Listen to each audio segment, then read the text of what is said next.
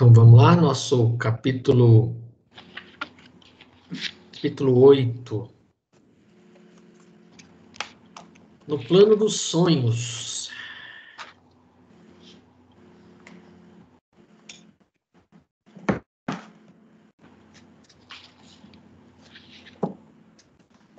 Então aí no comecinho desse capítulo, né, nós temos aí chegou a faltosa aí.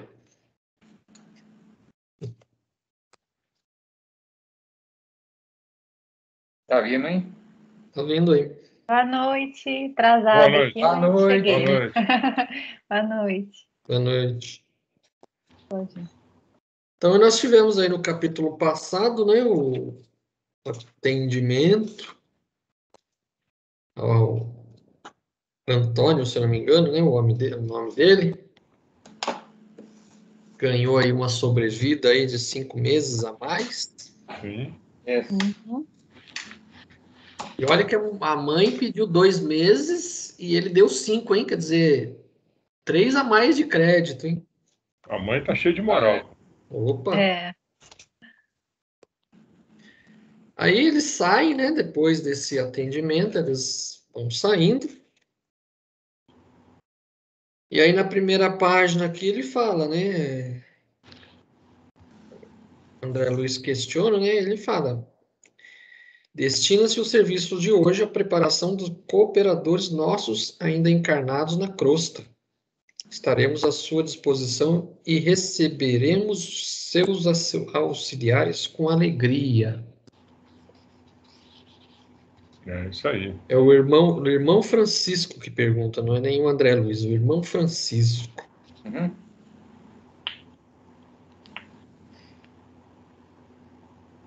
Ele...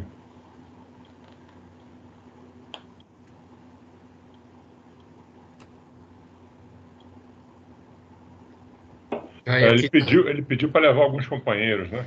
isso. Uhum. Eles iam fazer, acho que um trabalho de treinamento, né? É. Podemos providenciar? Sim. Imediatamente explicou o instrutor. Conduza os amigos ao sítio do seu conhecimento. Afastou-se do grupo. Segundo informação anterior, Alexandre dirigiria naquela noite pequena assembleia de estudiosos. Que nós nos vimos a sós. Assim que nos vimos a sós, explicou-me solícito. Nosso núcleo de estudantes terrestres já possui certa expressão numérica. No entanto, faltam-lhe determinadas qualidades essenciais para funcionar com pleno proveito. Em vista disso, é imprescindível dotar os companheiros de conhecimentos mais construtivos. O que eu achei interessante nessa página aqui é a quantidade faltosa, né? Bastante, né? Fez bastante falta. 300, né? 300 só 32. 32 que... Tem mais faltosos que presentes, né? de 332 são mais frequentes. E nesse dia aí, dos 32, 2 ainda estavam fora do... 2 ainda cabularam. Cabularam a aula. Um negócio interessante também que ele explica, atendendo às instruções dessa ordem, estabelecia um curso de esclarecimento metódico para melhorar a situação. Nem todos sabem valer-se das horas de sono físico para o incentivo de semelhantes aquisições. Mas se alguns lavradores mais corajosos não se dispuserem a cultivar algumas sementes, a fim de iniciar-se mais tarde a cultura intensiva, jamais a comunidade ruralista alcançará a lavoura farta. Ele quis dizer foi a questão de você se preparar antes do sono, né? Você fazer algum tipo de oração, algum tipo de conexão para que você fique, vamos dizer, disponível, né? Para esse tipo de evento que o Alexandre ia fazer, né? Aí, pelo que ele explica aqui, já tinham 300, só que dos 300, só 32 apareciam. Uhum. E aí, esse que eles falaram se podia levar outros amigos, acabavam completando lá, tinha um número maior, não é isso? Foi isso que eu entendi. Aqui eles tinham, né? Aqui eles falam, número superior a 300 associados. No entanto, apenas 32 conseguem romper as teias inferiores das mais baixas sensações fisiológicas para assimilarem nossas lições. Então, dos 300 e tanto, só 32. 270 iam para outros lados, né? Praticamente o quê? 10% só que 10%, conseguiam realmente aproveitar, né? Ter um proveito desse ter um entendimento, né? desse estudo, né? E aí tem outra coisa interessante que ele pergunta: os irmãos que comparecem conservam a recordação integral dos serviços partilhados, de estudos levados a efeito e observações ouvidas? Aí já é perguntão, né? Isso. Aí a primeira questão, que André indaga Alexandre sobre a recordação nos irmãos encarnados quando despertam do sono, trazidos para as palestras sobre o psiquismo e mediunidade. Qual foi a resposta de Alexandre? Ou seja, as pessoas lembram, né, de tudo que foi falado, tudo que foi aprendido depois que acorda, né? Alguém quer ler aí? Página 87. Página Posso 87. ler? Vai lá, mano. Que é a resposta aqui, né? Isso. Vou deixar. Mais tarde, a experiência mostrará a você como é reduzida a capacidade sensorial. O homem eterno guarda a lembrança completa e conservará consigo todos os ensinamentos, intensificando-os e valorizando-os, de acordo com o estado evolutivo que lhe é próprio. Pode continuar? Sim. O homem físico, entretanto, escravo de limitações necessárias, não pode ir tão longe. O cérebro de carne, pelas injunções da luta a que o espírito foi chamado a viver, é aparelho de potencial reduzido, dependendo muito da iluminação de seu detentor no que se refere à fixação de determinadas bênçãos divinas. Desse modo, André, o arquivo de semelhantes reminiscências no livro temporário das células cerebrais é muito diferente nos discípulos entre si, variando de alma para alma. Segue? Pode seguir. Sim. Tá. Entretanto, cabe-me acrescentar que, na maioria de todos os irmãos de boa vontade, permanecerá... Memória, né? Memória de todos os irmãos de boa vontade. Na memória de todos os irmãos de boa vontade, permanecerá, de qualquer modo, o benefício, ainda mesmo que eles, no período de vigília, não consigam positivar a origem. As aulas no teor daquela a que você assistirá nesta noite são mensageiras de inexprimíveis utilidades práticas. Despertando na crosta, depois delas, os aprendizes experimentam alívio, repouso e esperança, a par da aquisição de novos valores educativos. É certo que não podem reviver os pormenores, mas guardarão a essência, sentindo-se revigorados, de inexplicável maneira para eles, não só a retomar a luta diária no corpo físico, mas também a beneficiar o próximo e combater com êxito as próprias imperfeições. É legal esse pedaço aí, né? Sim. Você vê que quando ele se refere aí, quando ele fala do o cérebro da carne, pelas injunções da luta a que o espírito foi chamado a viver, é aparelho de potencial reduzido, dependendo muito da iluminação de seu detentor, no que se refere à fixação de determinadas bênçãos divinas. Ou seja, nós somos limitados mesmo, e o cérebro, então, nosso cérebro humano, né, de carne, está muito ligado ao espírito, evidentemente, que o comanda, né, vamos dizer. Depende mais da iluminação do espírito do que da própria carne ali, né, do próprio cérebro em si, né? Sim. Mas é interessante ele afirmar também, né, que na memória de todos os irmãos de boa vontade permanecerá de qualquer modo o benefício, ainda mesmo que eles, no período de vigília, não consigam positivar a origem. E aí ele fala que a pessoa vai despertar, né, com mais esperança, vai despertar revigorado. De qualquer forma, né, você sempre tem algum benefício. Né? Algum benefício, é interessante isso também. É bem positivo isso aí, né? No Você sentido. desperta melhor e pode ter sido uma dessas... Sem muita consciência, né? Exatamente. Do que exatamente o que aconteceu, mas um bem-estar ali, um benefício, né? Que se traz, que é trazido, né? Com as aulas lá de cima, né? É bem interessante isso aí. Quando você acordar mais disposto, pode ser que você tenha ido lá, entendeu? Conversar com o pessoal. Sim. Se acordar recebido parecendo que algumas passou um trator instruções. em cima, Pode ser que você tenha Você tá preta. Se passou um trator em cima, você foi para o outro lado.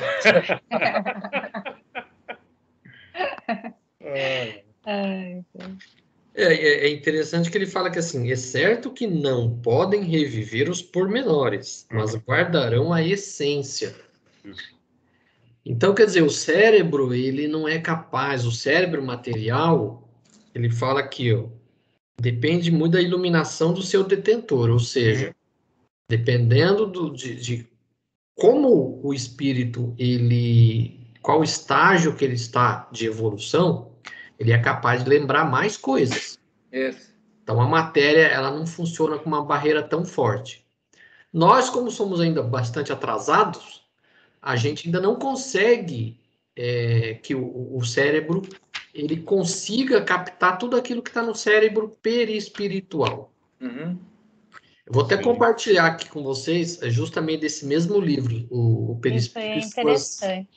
e suas modelações,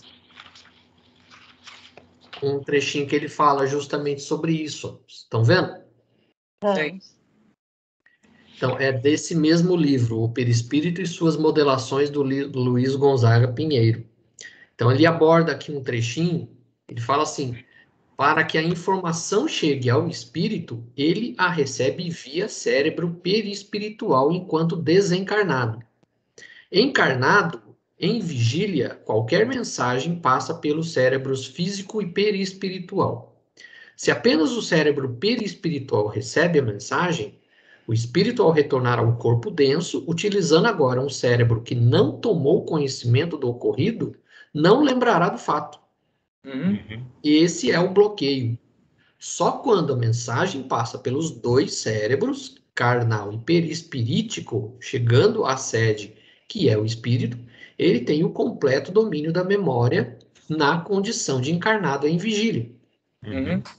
Então, nesse caso, quando você está dormindo e você recebe informações, você recebeu com o cérebro perispiritual, não esse cérebro corpo físico. Então, como a informação não passou pelo seu cérebro físico, como ele fala no livro, quando a gente aqui em vigília, nós estamos nos falando aqui, isso passou pelo nosso cérebro material para o cérebro perispiritual e ao espírito. Então, ele percorreu todos os caminhos. Então, quando a gente está dormindo, nós nos desdobramos, nós vamos até o local, nós recebemos a informação via cérebro perispiritual que vai para o espírito. Então, não passou pelo cérebro material. Então, quando a gente retorna, acorda, essa informação ela fica meio que bloqueada, porque não foi registrado no nosso cérebro material. Por isso, a dificuldade que a gente tem de lembrar dos sonhos. Sim, a gente tem flashes, né, muitas vezes. Isso mesmo. Aqueles flashes que, eu sonhei engraçado hoje, meio sem sentido, né? E muitas vezes você tenta lembrar do sonho, você lembra uma parte, e daqui a pouco você nem aquela parte lembra mais. Você tenta contar e fala, poxa, agora eu não estou lembrando mais. Sim. O que eu achei legal também é ele dizer que, como você falou, né, guardarão a essência, sentindo-se revigorados de inexplicável maneira para eles, não só retomar a luta diária do corpo físico, mas também a beneficiar o próximo e combater com êxito as próprias imperfeições. Então, de alguma forma, você evolui, né? Tanto para você como para o próximo. Sim. Ô, Claudinho, mas isso que você explicou passar nas informações do sonho é em qualquer grau de evolução. Ou você mais evoluído consegue. Então, aqueles que estão num grau de evolução maior conseguem se lembrar mais. Tem essa diferença, né? Tem essa diferença. Foi isso que ele mencionou lá no começo, né, do texto, que Sim. Ele fala sobre essa questão da o cérebro da carne pela injunção da luta a que o espírito foi chamado a viver. É aparelho de potencial reduzido, dependendo muito da iluminação do seu detentor, no que se refere à fixação de determinadas bênçãos divinas. Exatamente. E aí que ele fala, né? É muito diferente nos discípulos entre si, ele fala mais para frente, né? Variando de alma para alma. Isso. Cada um de nós temos uma característica própria para conseguir fixar. Então, as lembranças dos sonhos muitas vezes são fragmentadas, justamente pela dificuldade que o cérebro material tem de processar a informação que está no cérebro material, no cérebro perispiritual. Exatamente. Então, aí a gente não consegue lembrar. Por um trechinho que tem mais à frente, eu acho que também, não sei se eu estou errado, tem a ver com a maneira como você vai dormir, né? Se você vai dormir mais preparado, você tem uma possibilidade maior de reter esses. Você vai estar vai estar predisposto a fixar essas coisas, né? Você fez uma prece com o coração, se você foi dormir sem brigar com ninguém, né? O seu dia foi mais tranquilo. Ou se for dormindo falando mal de um desencarnado já, daí não complica, né? Aí não vai ficar nada. Você não Nunca vai mais nem vou que fazer sonhou. isso, hein? Veja bem, hein? Olha lá, hein? Esse capítulo mostra pra gente que a gente não deve ficar falando mal quem já morreu. Não deve, definitivamente. Nem dos vivos, quanto mais dos mortos. Exato. Dos mortos, pior ainda, porque dos vivos, você trancou sua casa e não consegue entrar, a não ser que seja um ladrão. Pior é os mortos. Não importa, se você dorme, vai encontrar com ele lá em cima. Ai, então você está falando mal de mim, né? Já pensou? Não, até você explicar que focinho de porco na tomada, né? Pois é. Não é bem assim, não foi isso que eu quis dizer. Mais uma aprendida. E aqui no finalzinho da página 87, ele fala, lastimável, né? André Luiz dizendo, né? Valendo-me de pausa mais longa, que todos os membros do grupo não possam frequentar em massa as instruções dessa natureza. Seria de extraordinária significação o ato de se congregarem mais de 300 pessoas para os mesmos fins, santificantes, recebendo em conjunto sublimes bênçãos de iluminação. E ele arremata, né? Sem dúvida, redarguiu o Alexandre, né? No otimismo de sempre. No entanto, não podemos violentar ninguém.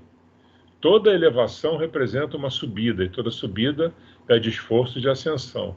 Se os nossos amigos não se aproveitam da força que lhes é peculiar, se menosprezam os seus próprios direitos divinos, por olvidarem e por vezes detestarem os sagrados deveres que o Pai lhes confiou, como operar por eles se constitui lei primordial da vida a realização divina e eterna para cada um de nós. Ou seja, depende de nós, como diz aquela música, né?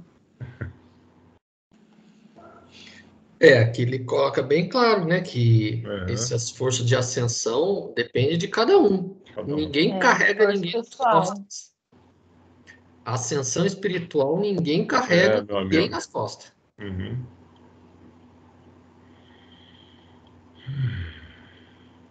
Não dá para terceirizar, não. Não dá. Isso aí é de cada um. E como diz um amigo meu, você vai definir se a sua cruz é de concreto ou de isopor com rodinha, né? Depende de como você vê. É verdade. Vamos ao trabalho, convocou Alexandre, mas objetei por minha vez, como sempre, André Luiz, não se efetuarão as aulas na sede do agrupamento onde se processa os serviços a seu cargo? Se o trabalho, respondeu ele atencioso, fosse puramente consagrado às entidades libertas do corpo material, poderíamos desenvolver os nossos esforços ali mesmo, com maior êxito, mas, no presente caso, devemos atender a irmãos ainda encarnados, que vêm até nós em condições especialíssimas. E precisamos aproveitar o recurso magnético dos amigos que ainda se encontram igualmente em luta na Terra. A gente percebe bastante diferença, né, nas tratativas, né, dos encarnados e dos desencarnados. Até o tipo de energia, né? Até na lição anterior, quando eles precisavam, né, de um encarnado para poder levantar lá as forças do Antônio. Tinha que ser um encarnado. Tem uma visão aqui, né? E agora estudando, assim, a gente está vendo o outro lado, né? Exato. Sim, a gente achava, não, eles são super-homem, né? Eles fazem tudo, mas não é assim, né? Porque na situação que o cara tava, por exemplo, é a mesma coisa que você, por exemplo, querer matar a fome de uma pessoa que está morrendo de fome com água fluidificada. Você tem que dar aquilo que resolve para a pessoa na natureza que ele está precisando naquele momento, né? Não reúne as condições de receber esse tipo de auxílio, né, ainda. Sim. Para o que ele precisava, né, no estado que ele estava. Porque a densidade material dele era necessário algo realmente mais materializado, né? Aí eles se dirigem para uma instituição espiritista, né? A serviço dos necessitados, dos tristes, dos sofredores.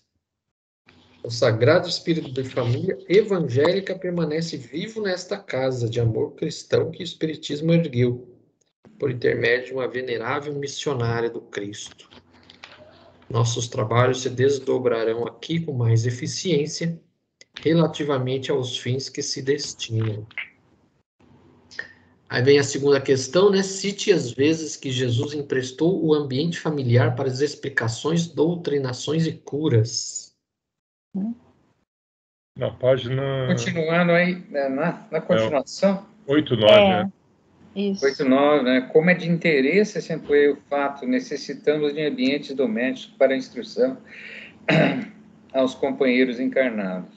Sim, comentou Alexandre com elevada sabedoria. Você não pode esquecer de que grandes ensinamentos do próprio mestre foram ministrados no seio da família. A primeira instituição visível do cristianismo foi o lar pobre de Simão Pedro em Cafarnaum. Uma das primeiras inspirações de Nosso Senhor diante do povo foi a multiplicação das alegrias familiares numa festa de núpcias em pleno aconchego do lar.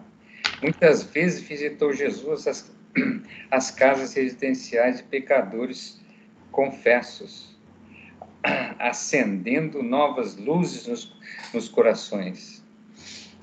A última reunião com os discípulos verificou-se no cenáculo doméstico. O primeiro núcleo de serviço cristão de Jerusalém foi ainda a moradia simples de Pedro, então transformado em baluarte inexpugnável da nova fé. Inegavelmente, todo templo de pedra dignamente superintendido.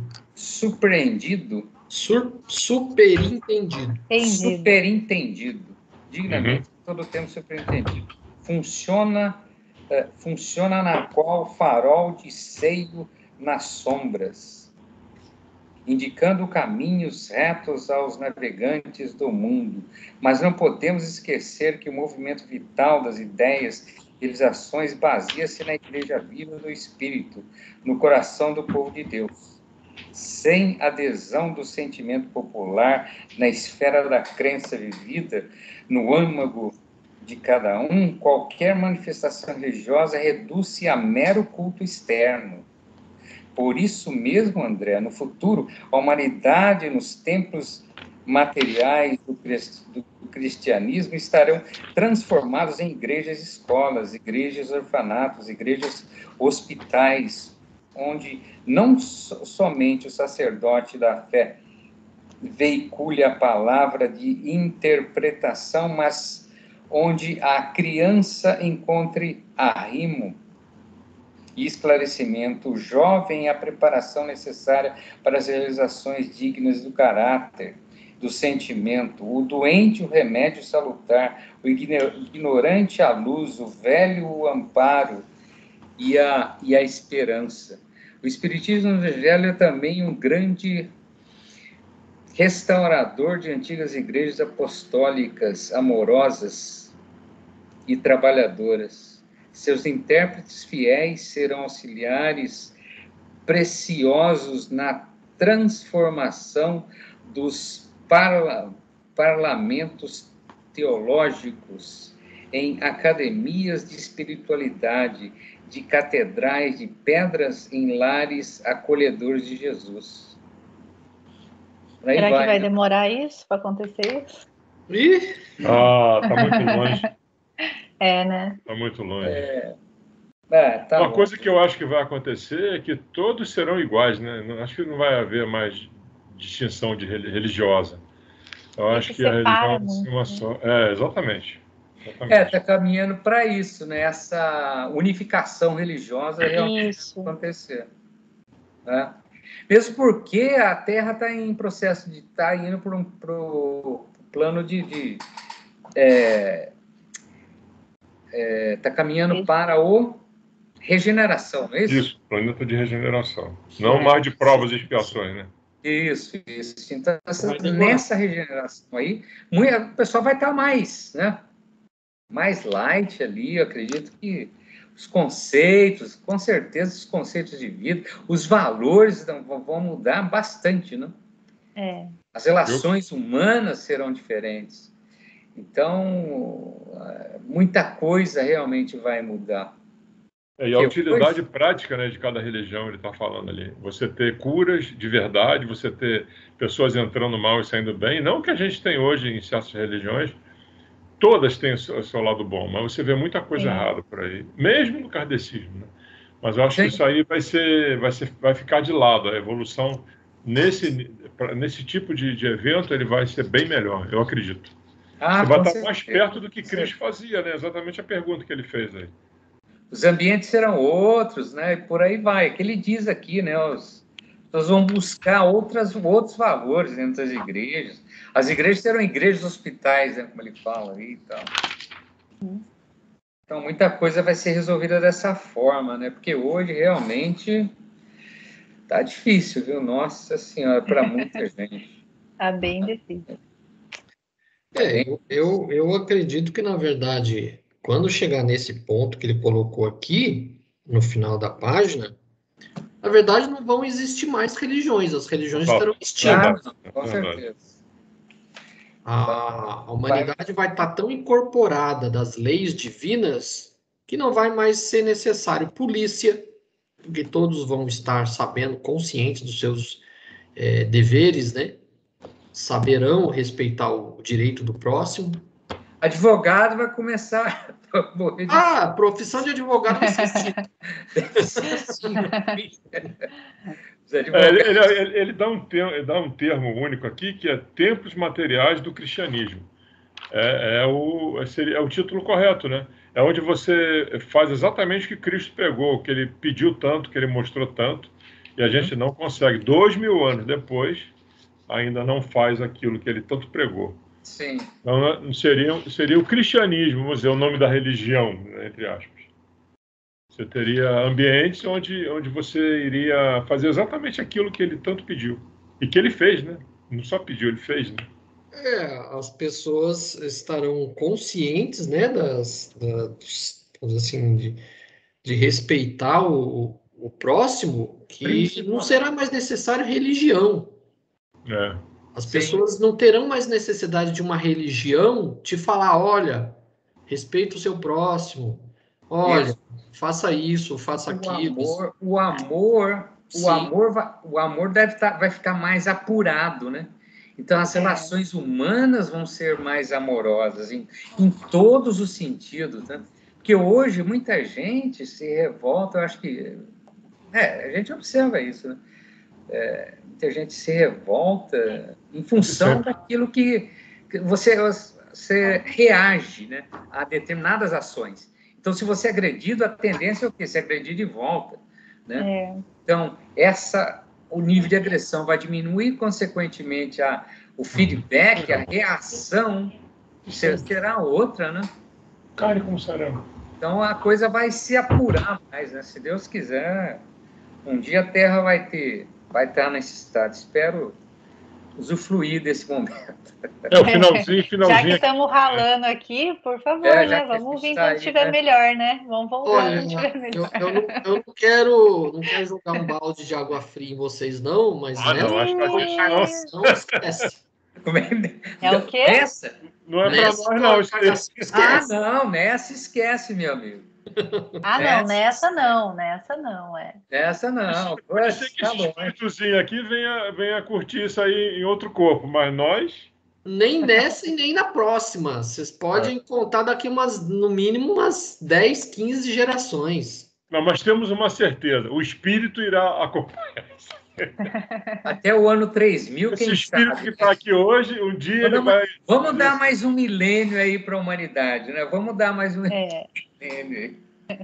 É muito legal como ele resume, né, no texto. O espiritismo evangélico é também o grande restaurador das antigas igrejas apostólicas, amorosas e trabalhadoras.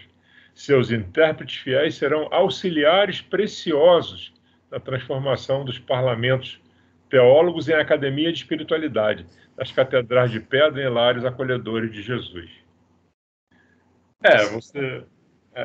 O que adianta o padre ficar 10 anos lá dentro dos... e sair, muitas vezes, não fazer aquilo que ele se preparou tanto. Então, ao invés disso, vamos, na prática, já exercer o que tem que ser feito dentro desses locais aí. Eu diria que esse parlamento teólogo é um dos... Não sei se chama mosteiro. Como é que chamam de preparo os padres lá? Mosteiro, acho que é um dos lugares, né? De clausura. Mosteiro, né? Clausura. Aqui, o que ele coloca? Quando ele fala parlamentos teológicos, é aquela coisa da religião ficar discutindo detalhes, né, da teologia. Então, em vez de ficar em discussões intermináveis que não servem para nada, vamos pôr mão às obras aí, vamos fazer alguma coisa. Exatamente. Não é só discutir o sexo dos anjos. Exatamente.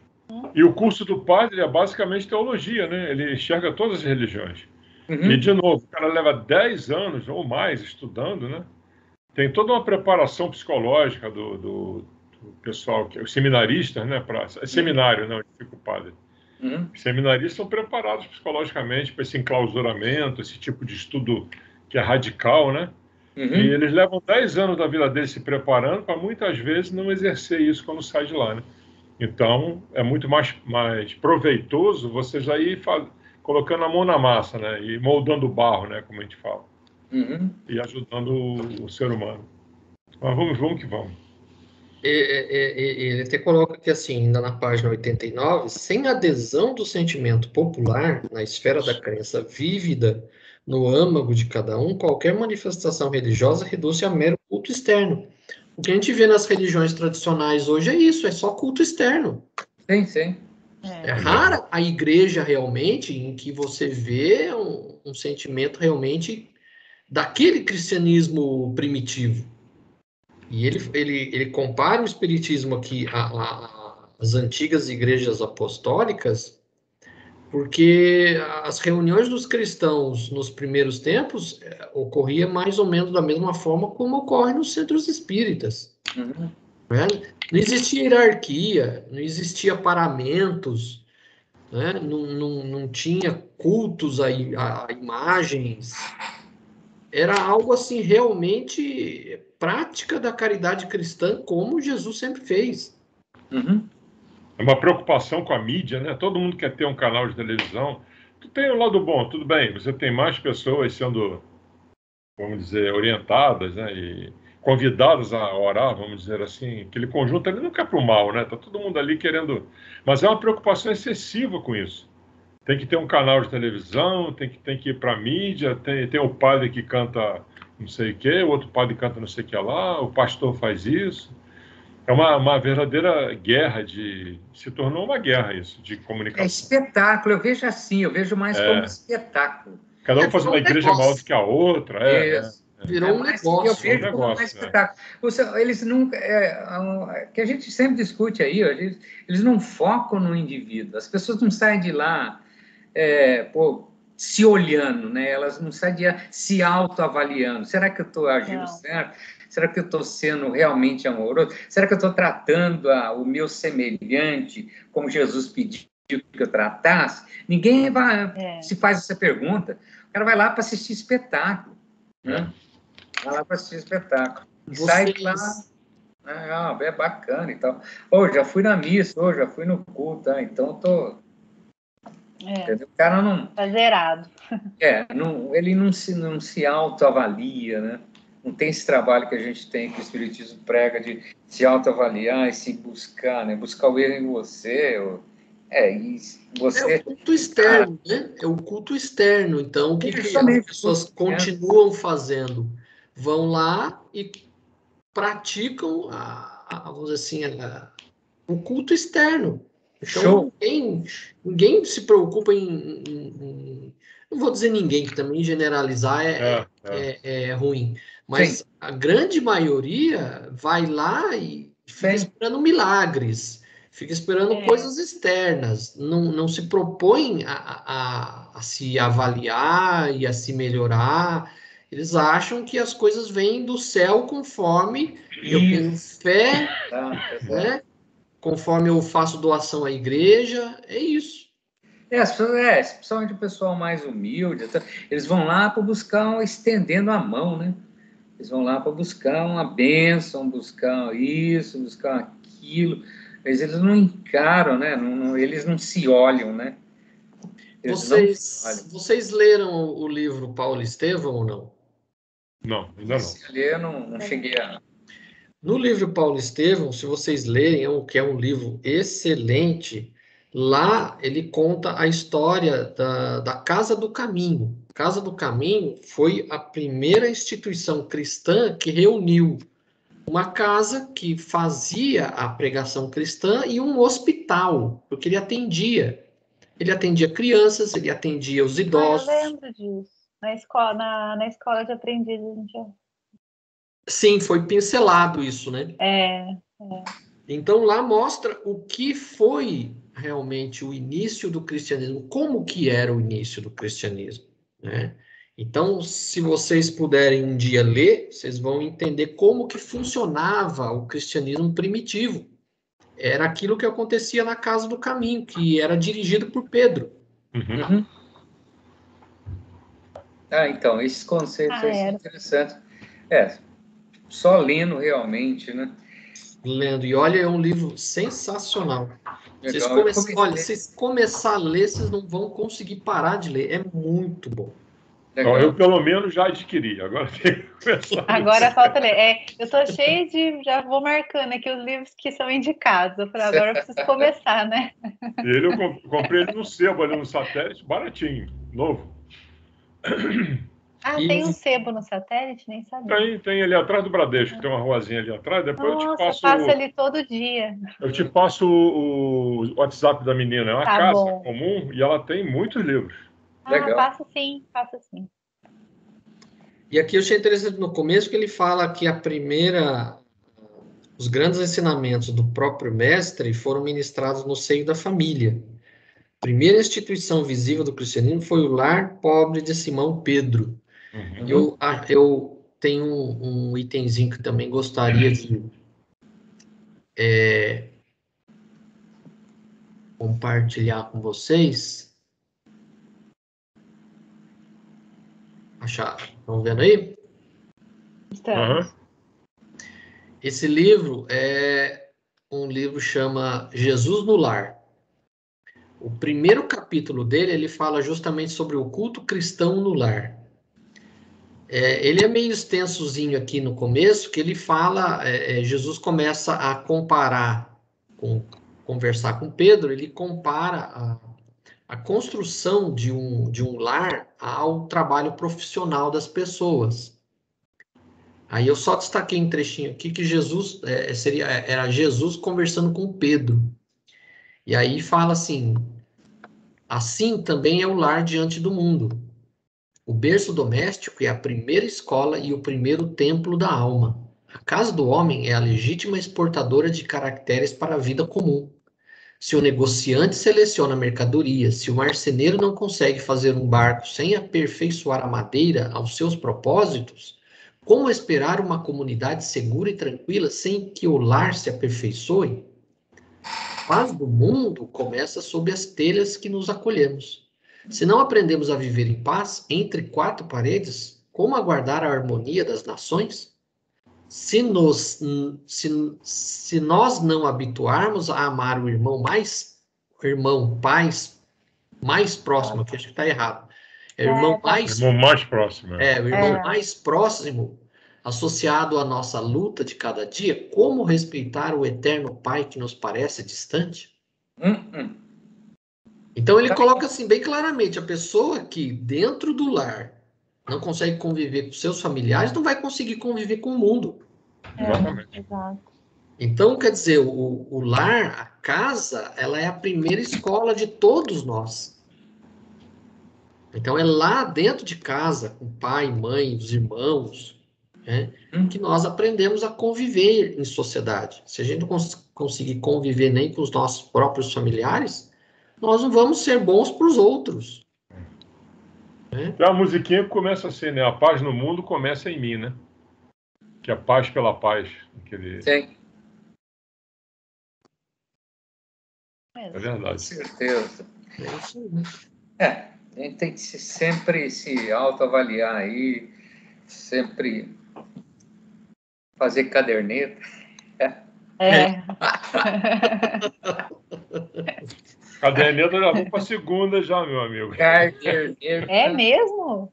Sim. Ó. Tá escrevendo bastante. Caramba. E evita as repetições.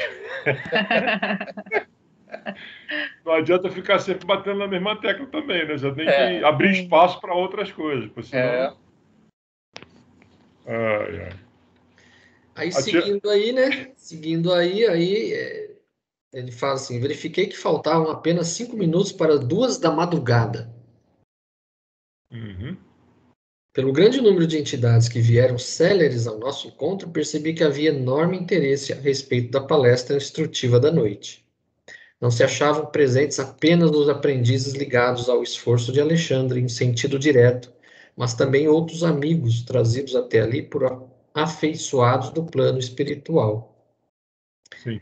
Acercou-se de nós, com mais intimidade, pequeno grupo de companheiros, destacando-se um deles que conversou com Alexandre de maneira mais significativa. Ainda não chegaram todos? Indagou o instrutor, com interesse afetivo, após trocarem as primeiras impressões. Percebi claramente que se referia aos irmãos encarnados que deveriam comparecer na cota de frequência do grupo, de que era ele um dos diretores espirituais. É isso aí. Faltam-nos apenas 2 companheiros, elucidou o interpelado. Até o momento, Vieira e Marcondes ainda não chegaram. Os 2 cabuladores.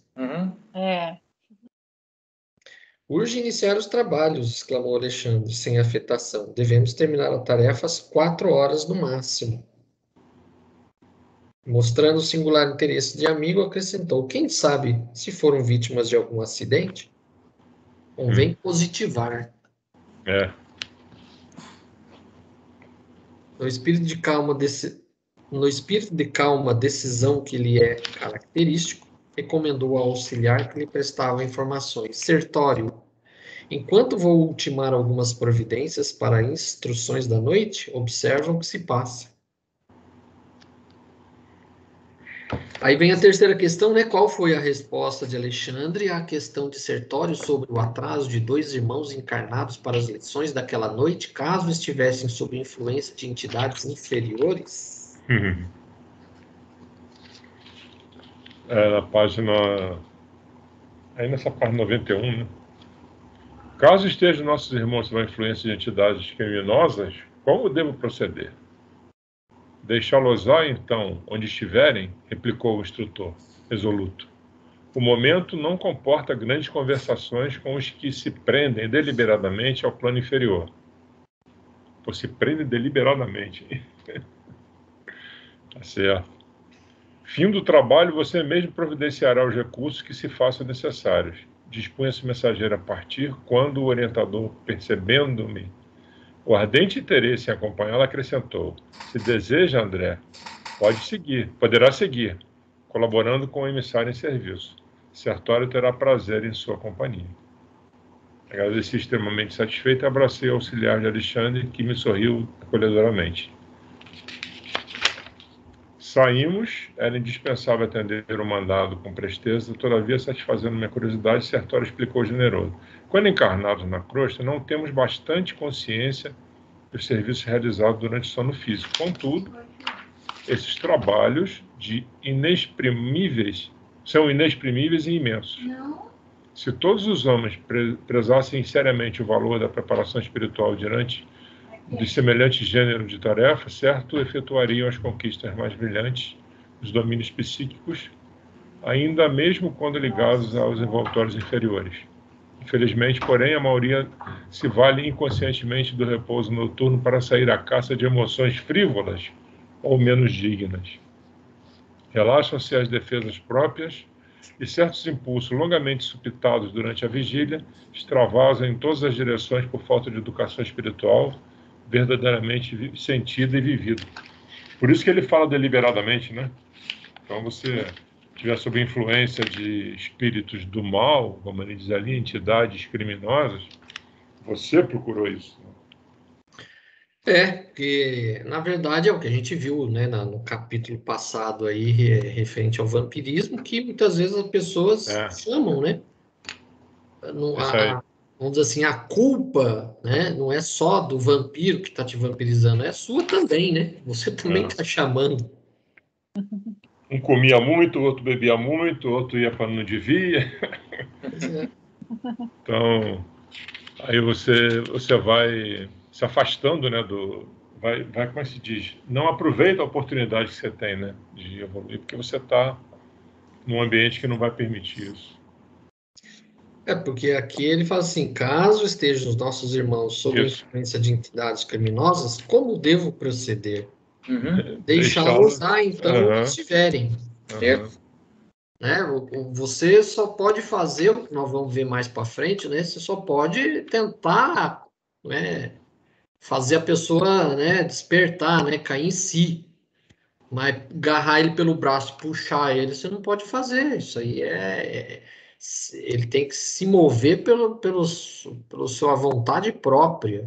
Sim. Então não tem como, né?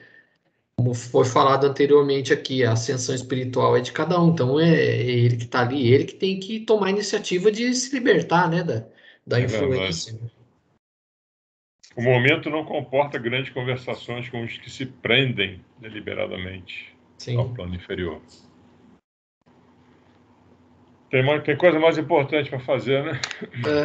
Aí, na sequência, né, qual a resposta de Sertório diante da pergunta de André se os alunos de Alexandre passavam pelas mesmas provações? Entretanto, isso ocorre com aprendizes do curso de cursos avançados do espiritualismo, poderiam ser vítimas desses enganos, alunos de um instrutor da Ordem de Alexandre?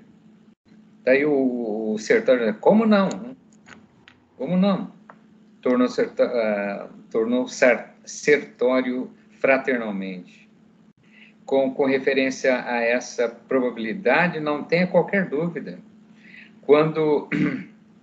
Quantos pregam a verdade sem aderirem intimamente a ela?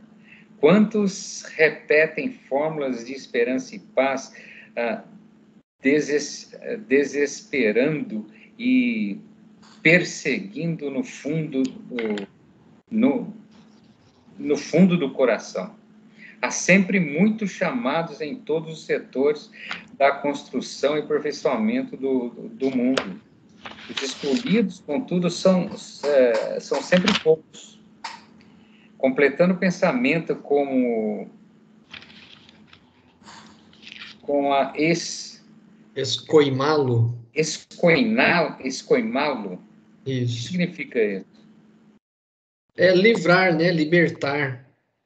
Completando o pensamento com como a escoimá-lo de qualquer falsa noção de particularismos na obra divina, Sertório acrescentou. Daí Aí vai a a pergunta questão. 5, né?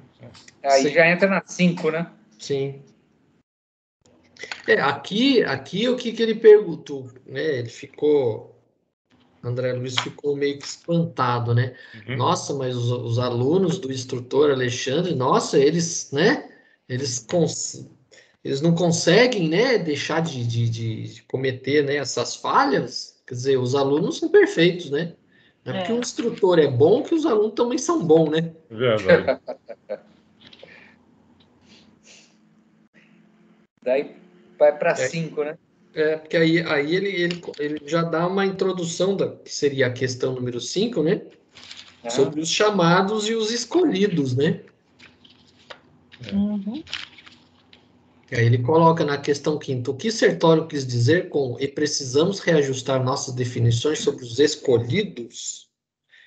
Que ele fala a respeito daquela passagem que está no Evangelho, né? Quando Jesus fala, há muitos Muitos chamados e poucos chamados, poucos escolhidos. escolhidos. Muitos serão chamados, poucos escolhidos. Quer ler, Amanda? Posso ler? Então, começa aqui a resposta, né? E precisamos reajustar, né? Sim. Isso. Nossas definições sobre os escolhidos. Os companheiros assim classificados não são especialmente favorecidos pela graça divina, que é sempre a mesma fonte de bênçãos para todos.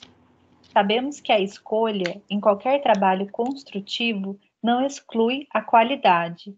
E se o homem não oferece qualidade superior para o serviço divino, em hipótese alguma deve esperar a distinção da escolha. Infere-se, pois, que Deus chama todos os filhos à cooperação em sua obra augusta, mas somente os devotados, persistentes, operosos e fiéis constroem qualidades eternas que os tornam dignos de grandes tarefas. E, reconhecendo-se que as qualidades são fruto de construções nossas, nunca poderemos esquecer que a escolha divina começará pelo esforço de cada um.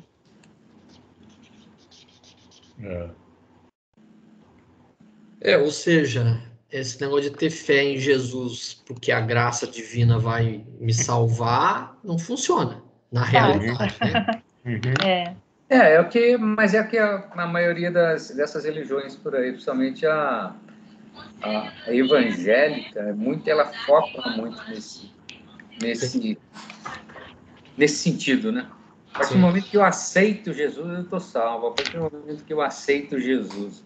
Mas só aceitar, eu aceito Jesus como meu Salvador, né? Pronto, está resolvido, né? Está resolvido. Está resolvido. Vamos lembrar acho que semana passada, né, que a gente falou sobre a população da Terra, aproximadamente 7 bilhões de pessoas. Desses 7 bilhões de pessoas, aproximadamente 2 bilhões são de cristãos. Então significa que 5 bilhões que não aceitam Jesus estão perdidos. Você viu Jesus, né, o bêbado sendo batizado? Não vi não, senhor. Tem certeza que ele estava aqui?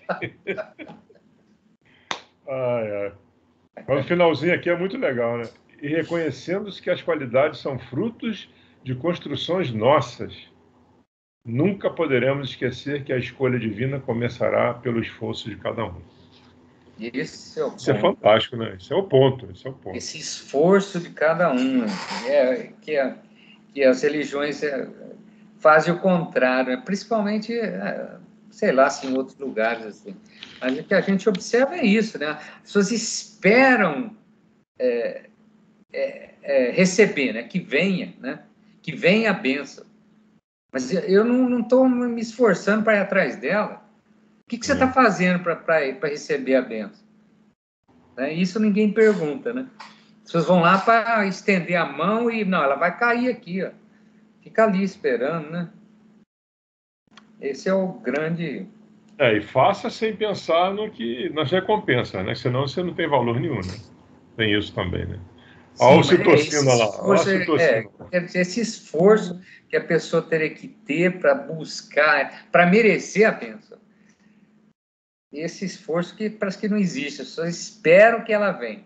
Não vai vir para mim porque eu orei, porque eu fui na igreja, né? Basicamente, que eu assisti à missa, mas ele nunca se autoavaliou. Uma coisa eu tenho que reconhecer que às vezes os evangélicos estão certos. O que eles colocam?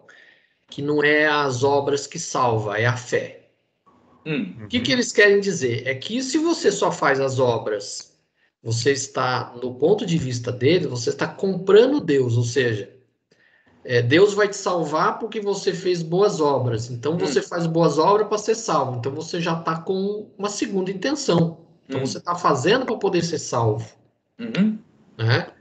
Então, nesse sentido, realmente está certo. A gente não pode fazer as coisas esperando recompensa, porque como na própria passagem do Evangelho fala, quem faz as coisas e fica mostrando para o mundo, já recebeu sua recompensa aqui na Terra.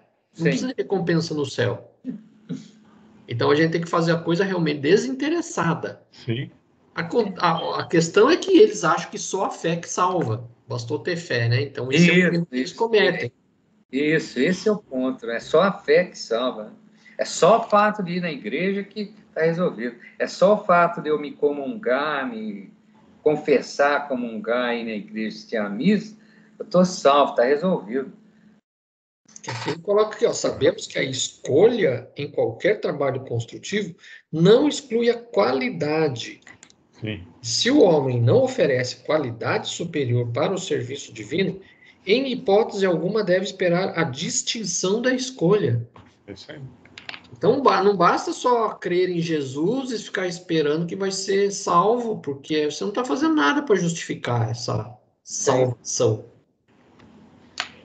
E não adianta querer enganar o pessoal lá de cima, não, porque não funciona, né? Não funciona. Funciona. A gente até discutiu uma vez numa aula sobre a questão do cara que, por exemplo, um empresário que faz doações, estava discutindo exatamente isso. Faça, como diz Jesus também numa passagem da Bíblia, né? O que a sua mão direita faz, nem a esquerda deve saber. Mas aí a gente levantou a lebre de que o cara fazendo isso, para todo mundo ver, poderia despertar em outros a vontade também de ajudar. E aí foi a explicação do expositor, né? Depende do que está dentro de você, ó. Se ele está fazendo aquilo ali de maneira desinteressada, para ele é normal, ele está dando, ele não tem nem saber se alguém está gostando ou não, se está achando ele bonito ou feio, muito bem. Agora, se ele está fazendo para aparecer, ou como o pessoal fala, para se aparecer, né? Aí ele está ferrado, meu amigo. Mas eu acho que a partir do momento que você faz sem interesse, né? Acho que você faz sem interesse e com o coração, etc., cara, porque o bem, ele tende a ação beneficente, ela tende a atrair mais pessoas que aderem àquilo, né? De forma espontânea, muitas vezes, entendeu? Então, se você faz coração sem vaidade nenhuma, né? Sem vaidade aí, acho que tende o bem atrai o bem, né? Vamos dizer. Porque no mundo que a gente está vivendo com tantos maus exemplos, você ter um bom exemplo que possa ser divulgado, realmente é bom, né? Sim. E Eu diria que independente de como você está fazendo, vai despertar nos outros a vontade de ajudar. Sim. Agora, o que você vai receber depende do que você está dentro de você. Sim. Mas o que você está fazendo ali, seja de que forma você esteja pensando, vai despertar em alguém a vontade de ajudar também. Sim. Isso é tudo certo. Eu acho que é válido, desde que... Você não precisa anunciar. Se você for procurado, fulano, como é que você fez isso aí? Eu fiz dessa forma, porque eu me senti no dever de fazer. Agora, se você quer copiar o que eu fiz, seja bem-vindo. Agora, se você não quiser, fica também a seu critério. Eu fiz porque o meu coração mandou. Então, pronto. Já é suficiente. Agora, consequências aí, fica a critério de cada um receber isso, né? Bom, aí vamos seguir aí, né? Aí eles vão lá em busca de um dos fugitivos, né? Uhum. Ele chega lá, um pequeno edifício, em frente ao qual o Sertório se deteve e falou: é a residência de Vieira. Sim, é um deles. Vejamos o que se passa. Aí eles entram, né, dentro do ambiente lá. Aí Isso. eles veem o homem idoso, né, dormindo. Uhum. Ao seu lado permanecia uma entidade singular, trajando vestes absolutamente negras.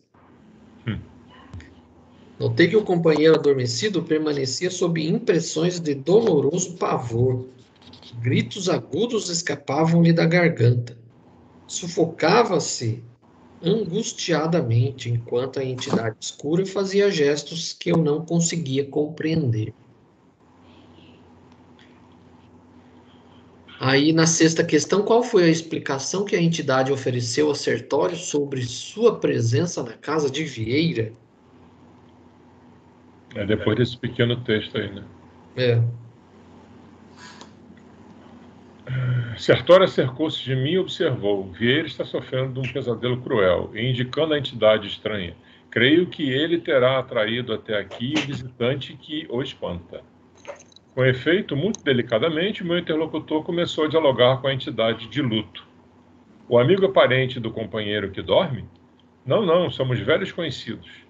E muito impaciente acentuou. Hoje à noite, Vieira me chamou com as suas reiteradas lembranças, olha só, e acusou-me de faltas que não cometi, conversando levianamente com a família. Isso, como é natural, desgostou-me. Não bastará o que tenho sofrido depois da morte? Ainda precisarei ouvir falsos testemunhos de amigos maledicentes? Não poderia esperar dele semelhante procedimento, em virtude das relações afetivas que nos uniam às famílias desde alguns anos. Vieira foi sempre pessoa de minha confiança. Em razão da surpresa, deliberei esperá-lo nos momentos de sono, a fim de prestar-lhes os necessários esclarecimentos. O estranho visitante, todavia, fez uma pausa, sorriu irônico e continuou. Entretanto, desde o momento em que me pus a explicar-lhe a situação do passado, informando-o quanto aos verdadeiros móveis das minhas iniciativas e resoluções na vida carnal, para que não prossiga caluniando-me o nome, embora sem intenção. Vieira fez esse rosto de pavor que estão vendo e parece não desejar ouvir as minhas verdades. Interessante. Pavoroso. É, pavoroso.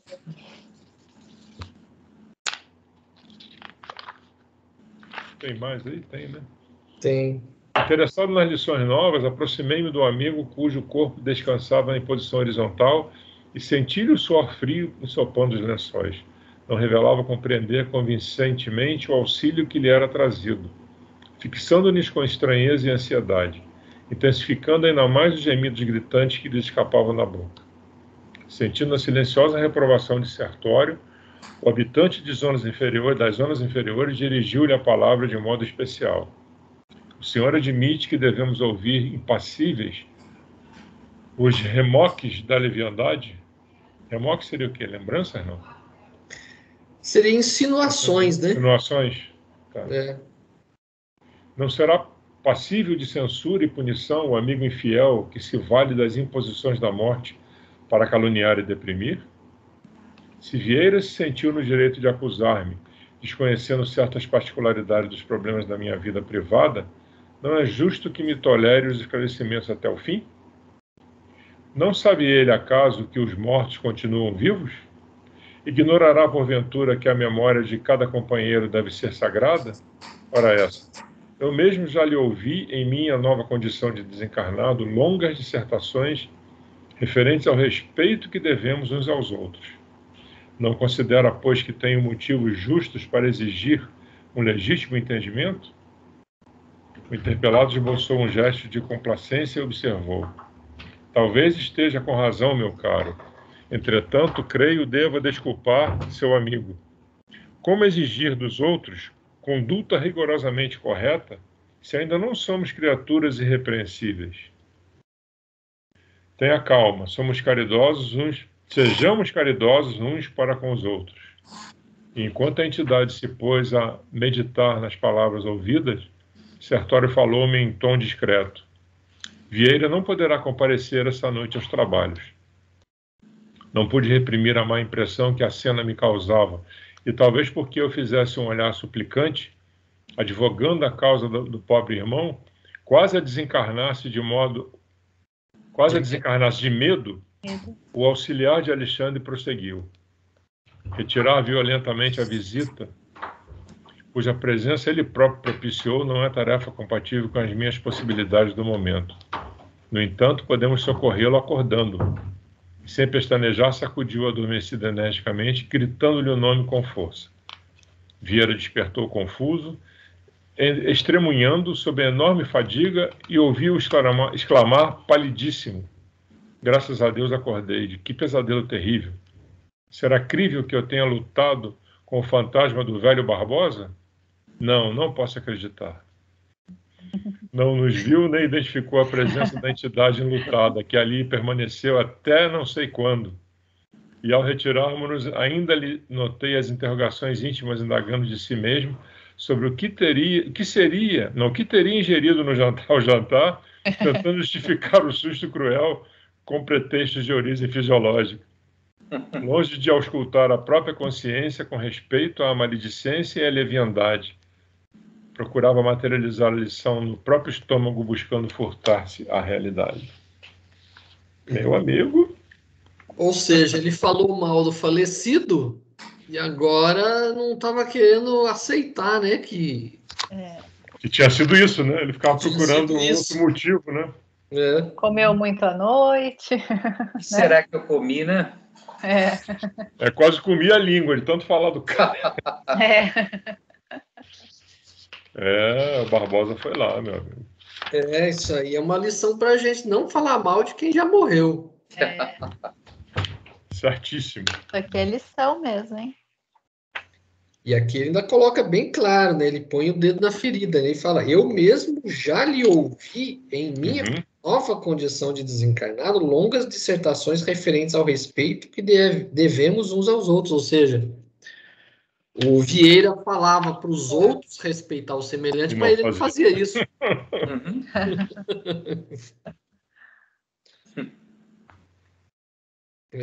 Isso se chama hipocrisia, né? Aí, ó. As palavras. E ele frequentava um local, né, que ele deveria ser um pouquinho mais... ter um pouquinho mais de prudência, né, com as coisas que ele faz, né? Como nós, né? Como nós sabemos. Quanto mais você aprende, né, maior a responsabilidade, né?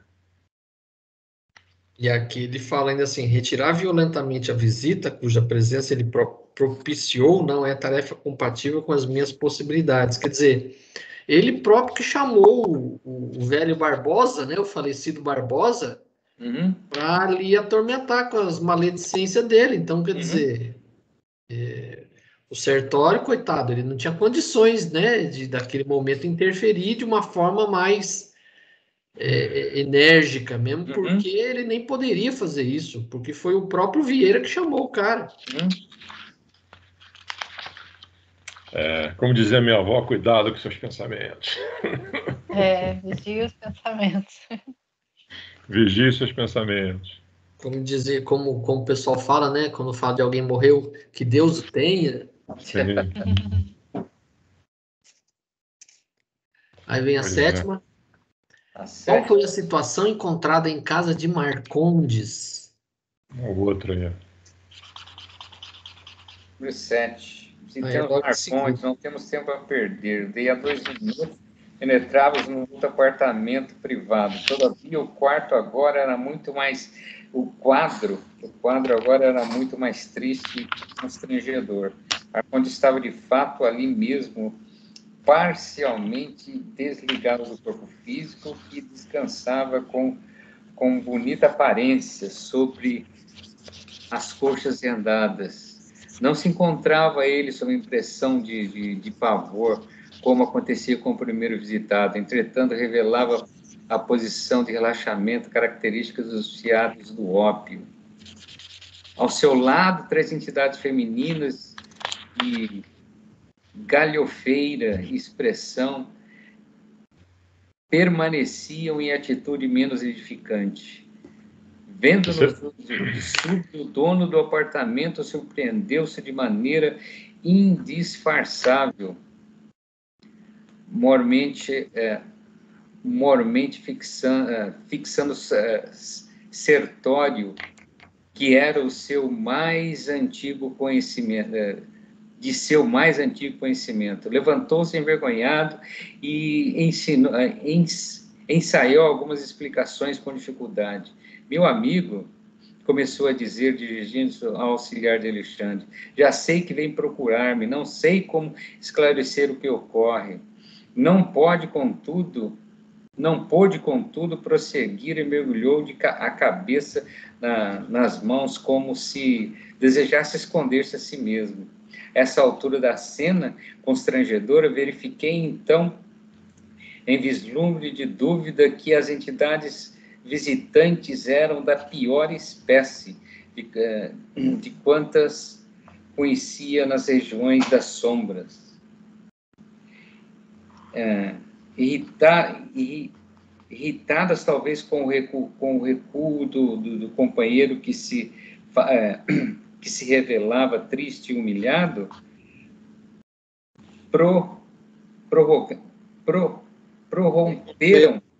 prorromperam em grande algazarra, acercando-se mais intensamente a nós, sem o mínimo respeito. Impossível que nos arrebatem, Marcondes, disse uma delas enfaticamente. Afinal de contas, vim de muito longe para perder tempo assim, sem mais nem menos. Ele mesmo nos chamou para a noite de hoje, exclamou a segunda atrevidamente, e não se afastará de modo algum. Sertório ouvia com serenidade, evidenciando íntima compaixão. A terceira entidade, que parecia reter instintos inferiores mais completos, aproximou-se de nós com terrível expressão de sarcasmo e falou, dando-me a entender de que não era a primeira vez que Sertório procurava o sítio para os mesmos fins, nas mesmas circunstâncias. Os senhores não possuem... Não passam. Os senhores não passam de intrusos. Marcondes é fraco, deixando-se impressionar pela presença de ambos. Nós, todavia, faremos a reação. Não conseguirão arrastar-nos o predileto, arrancar-nos o predileto. E gargalhando, irônica, acentuava. Também temos um curso de prazer. Marcondes não se afastará. A coisa estava feia lá, né? Ou seja, ele estava na esbórnia com as 3 moças, né? Sim.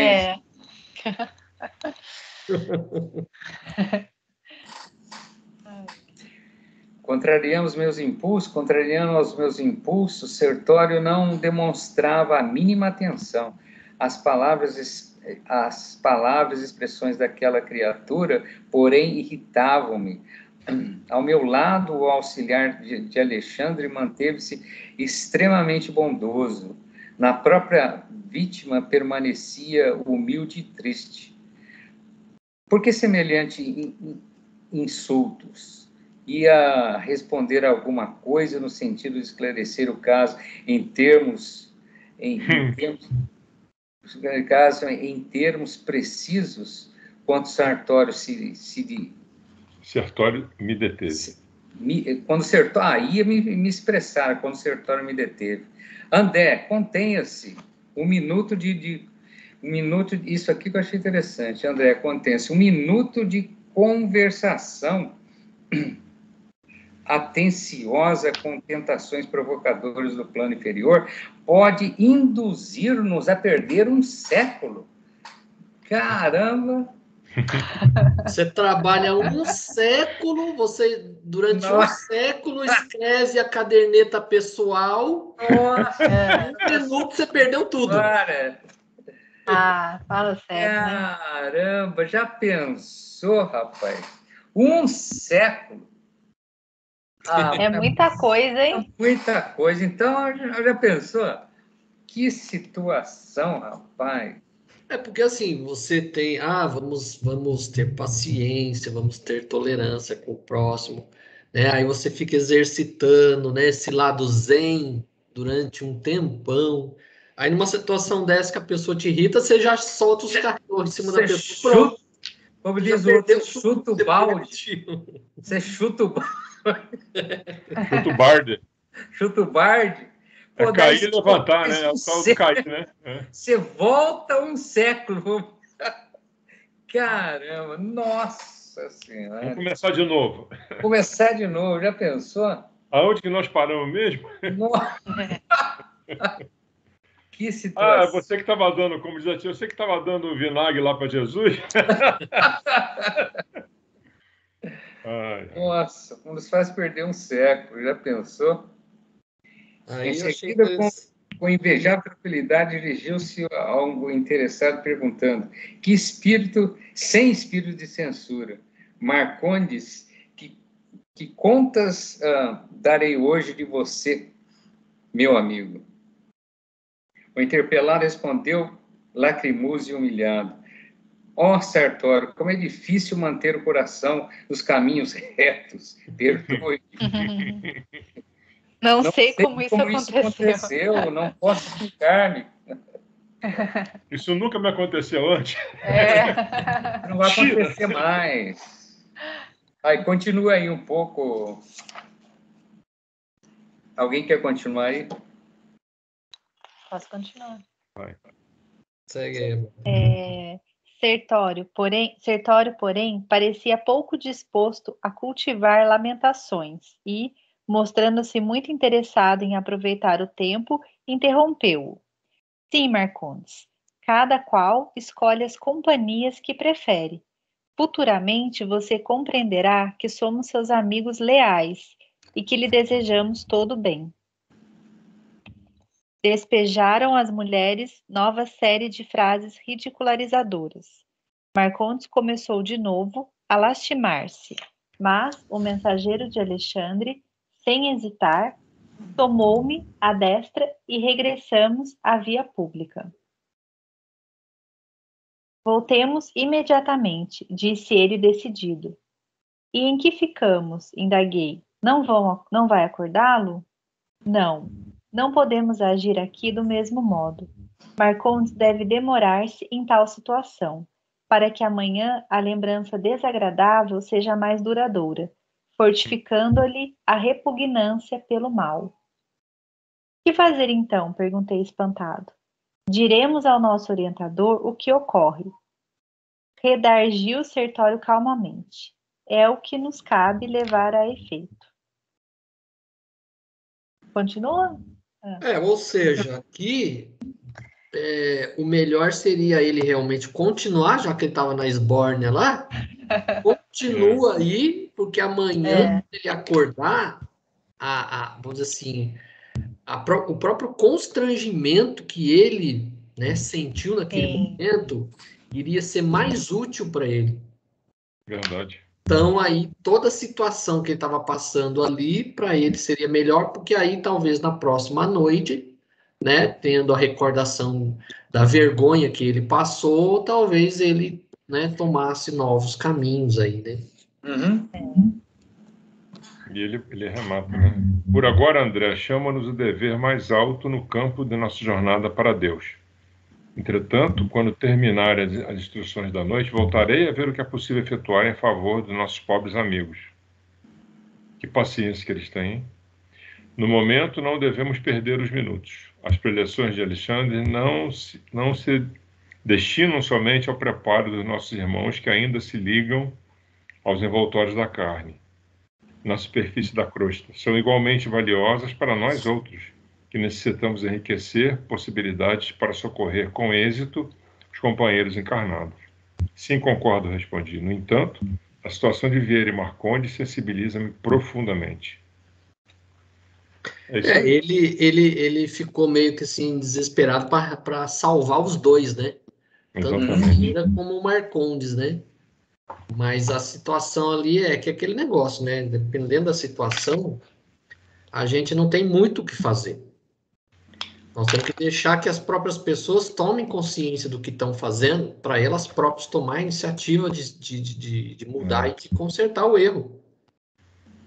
Então, na nossa vida diária é a mesma coisa. Tem hora que, infelizmente, você não tem como ajudar a pessoa está se sentindo bem mergulhada na coisa errada. Então, ele tem que sentir um dia realmente a vontade de mudar e sair daquilo ali. Não tem muito o que fazer, né? Você vê que ele fala, né? Voltarei a ver o que é possível efetuar em favor dos nossos pobres amigos. Sim. É uma constância, né? Em se preocupar, em ajudar realmente. Sem amparo, ninguém fica. Verdade. Mas depende também do, né? Como aquela famosíssima frase, né? Ajuda-te que Deus te ajudará, né? Então, Deus ajuda quem cedo madruga. Exato. Por aí vai. Aí a última aí, 8ª, o que Sertório quis dizer a André sobre a não se arriscar a sentimentalismo doentio. É a última parte aqui, né? É o último parágrafo. Conserve seu sentimento, que é sagrado. Não se arrisque, porém, a sentimentalismo doentio. Esteja tranquilo quanto à assistência, que não lhe faltará no momento oportuno. Não se esqueça, porém, de que, se eles mesmos algemaram o coração em semelhantes cárceres, é natural que adquiram alguma experiência proveitosa à custa do próprio desapontamento. Que ele acabou de dizer, né? Confirmando o que ele disse anteriormente. Né?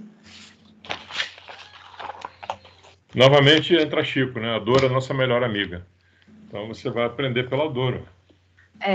Exatamente. Aqui ele falou com elegância, né? É natural que adquiram alguma experiência proveitosa à custa do próprio desapontamento. Uma forma elegante de dizer. Desapontamento. Uma forma elegante de dizer, você está se lascando aí, você tem que sentir a dor para você aprender. Pelo menos consiga enxergar, né? Que você está sofrendo, mas é aquilo que se fala, né? Sempre tem que tirar alguma coisa de útil das situações adversas. Né? Sempre tem uma lição para você tirar. Não aprende pelo amor. Vai pela dor, né? É verdade. É verdade. Isso aí. Então encerramos por hoje.